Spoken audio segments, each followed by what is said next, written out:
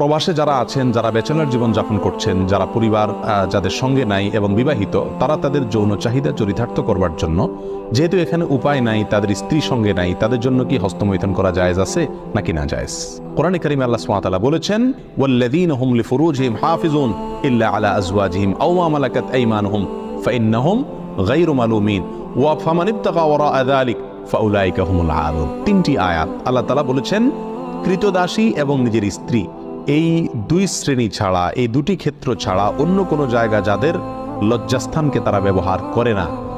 সেই সমস্ত লোকেরা সফল মুমিন, তারা সার্থক মুমিন।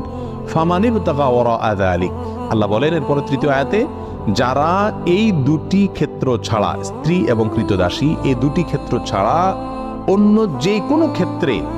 তাদের যৌন চাহিদাকে চরিতার্থ করে মেটায়, আল্লাহ বলেন ফাউলাইকা হুমুল আদুন, তারা হলো সীমালঙ্ঘনকারী।